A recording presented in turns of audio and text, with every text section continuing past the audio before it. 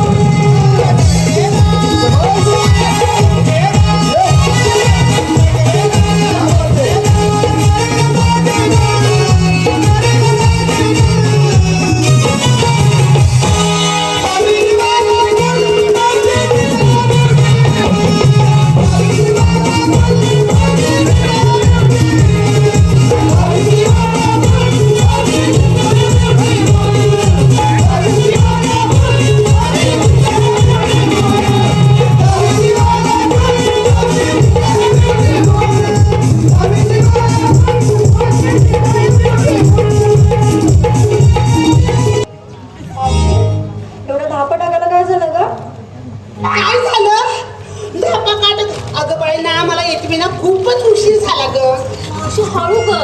अगं काय झालं माहितीये, मी बहिणीला यायला निघाले हा आणि भेटले ना डोक्यात तिला वाटत लागलं की काय म्हणाले माहितीये का अगे थांब कुठे चालीस तू मी म्हटलं बाजाराला तुला थांब का चार तुझा घेऊन थांब पहिले केवासी करून घे केवासी करून घे केवासी अगं येडे मी जागच्या जागेवर थांबले तुला वाट बघायला लावली केवासी होते केवासी होते अगं मेली झालीच नाही ग केवायसी नसते ती केवायसी आणली केवायसी काय काय काय बोलले अगं केवायसी आणली केवायसी ही केवायसी काय असते आता सांग अगं लाडक्या बहिणीची योजना माहितीये की ना असं म्हणजे केवायसी ते पैशाचा विषय झालं वाटलं मेल्याचं आता मी बाय वाटवलं केवायसी होते मग त्याच्यात वेळ गेला अगं ये मावशी हा अगं किरण आगरे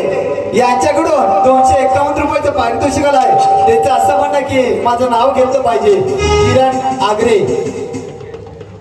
किरण आगरे तुला रे काय रे दुर्बुद्धी सुचली अरे मेल्या ऐका राग बळी नको अरे तुझं जर ना मी नाव घेतलं ना एक तर तुझी बायको माझ्या बोकांडी बसल नाही तर माझा नवरा ना तुझ्या बोकांडी येऊन बसेल काय माहितीये किरण दादा अरे नाव घेणं ना मला मुळीच आवडत नाही कारण बघा ना मी खरोखर मी एक माफी मागते आणि सर्वांना मी हात जोडून विनंती करते की राग म्हणू नका बघा ना एका महिलेनं ना किती जणांची नावं घेणं हे महिलेनं मर्यादित ठेवलं पाहिजे आता तो फॅड चाललाय तो विषय वेगळा आणि काय माहितीये एका महिलेचं 50 जणांची नावं घेतली ना बाळा तू अजून लहान आहे अजून अनुभव तुला घ्यायचा आहे